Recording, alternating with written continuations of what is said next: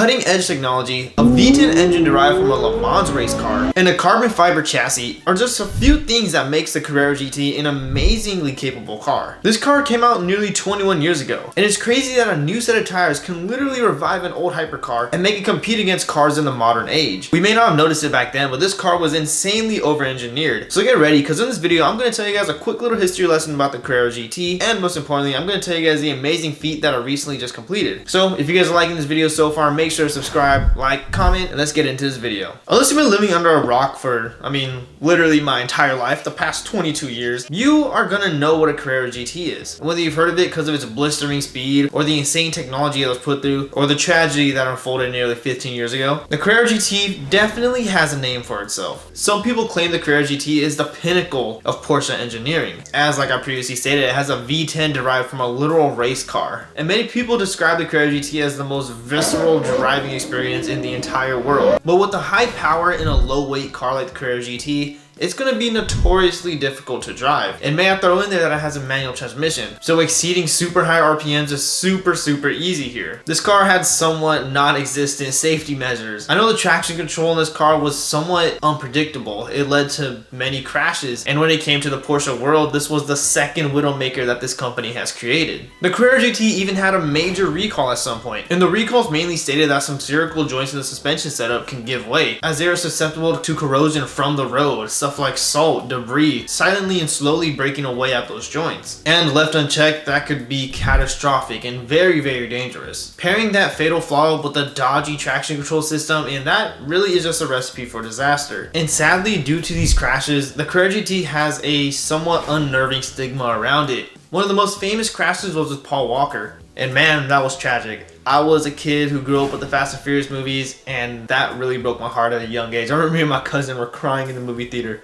when we saw the scene with Vin Diesel and Paul Walker's characters just going to the side. But supposedly that wasn't really due to any mechanical issue. Many people have said many different things, such as the tires were bald, the suspension gave out, the traction control was not good, but it's highly speculated that the main cause of the crash was just from speeding and not being able to handle the car.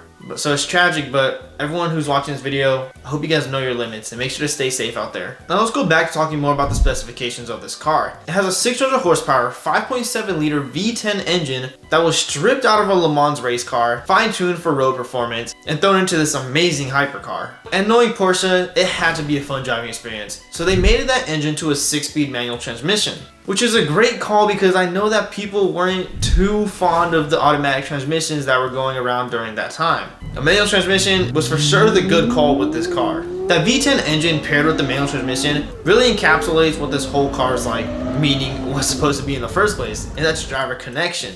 Porsche offered for a very low center of gravity with this car, as they wanted it to really feel like it was stuck to the road, to really feel like it could be a track machine if you wanted it to be, and they really wanted it to just be like a race car for the road. May I also put in that this is probably Porsche's best sounding car ever.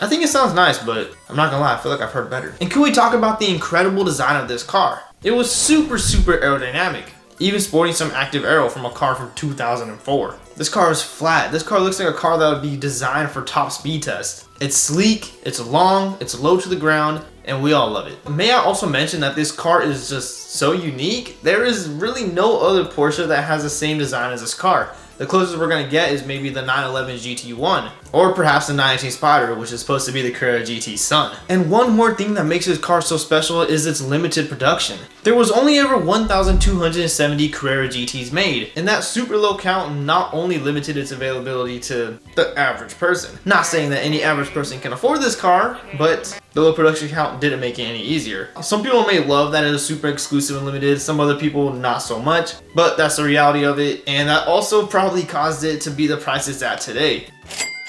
Now I'm going to tell you guys what you guys have been wanting to hear and why you guys probably clicked on this video, and that's lap times. In 2004, the Carrera GT was no slouch. I'm sorry if I made it seem that way, but this car was always quick. The Carrera GT ran a lap time of 7 minutes and 28 seconds, which back in 2004, that was really good. That was among the best. So no, it's not like these new tires that I'm talking about cured the car of anything. It just made it that much better. And it's just really cool to see how our technology has evolved. But in December of 2024, the Carrera GT ran a 7-minute and 12-second lap at the Nürburgring. And shaving off nearly 16 seconds just because you got updated tires is something that's pretty insane to me. But then again, these weren't any normal tires. These were tires that Michelin specifically designed for the Carrera GT. And these tires are the Michelin Pilot Sport Cup 2S's. And they feature 2 rubber compounds with, and I'm sorry if I pronounce this wrong, but silicate acid on the inner shoulder for wet surfaces and a different compound on the outer shoulder for dry surfaces. Those 2 things together drastically improved this car's lap times, as it increased stopping power, acceleration, and just cornering speed altogether. And may I add that this slight tire upgrade from a car 20 years ago made it nearly identical to the 911 GT3.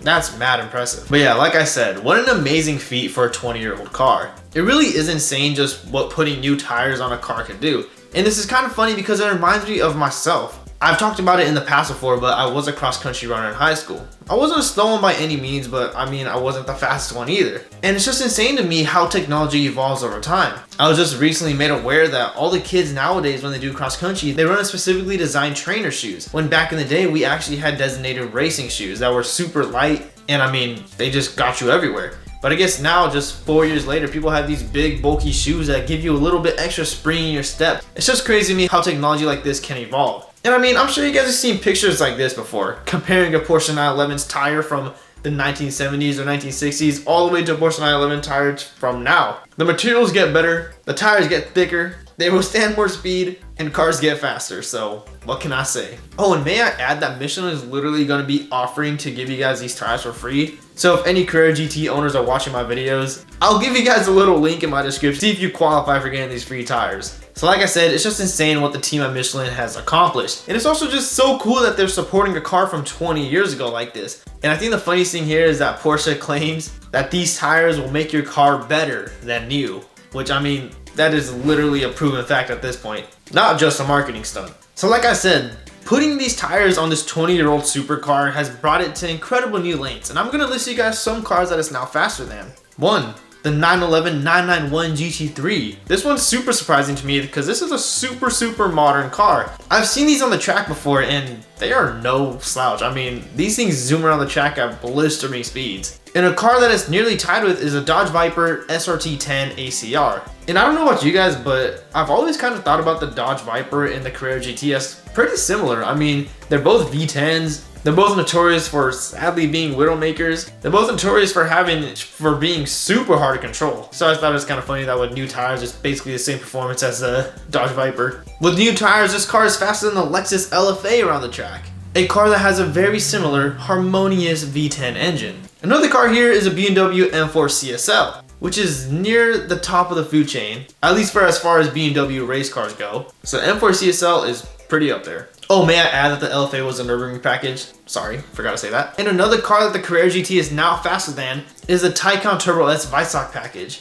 which was a very track-oriented Taycan Turbo S. I mean, I'm pretty sure in the video I saw they took out the back seats for this. So it's pretty extreme, I'm not gonna lie. And that Taycan is fire. I'm gonna keep it real with you guys. Let this be a lesson to all my viewers that no matter how old you are, you could always find a second chance. Sometimes all you need is that little spring in your step to get you going. Sometimes all you need is a helping hand from somebody else. Or sometimes all you need is a different outlook. So like always, keep striving for perfection, keep trying to do the best that you can do, and make sure to conquer all your dreams. See you guys later. Let's go!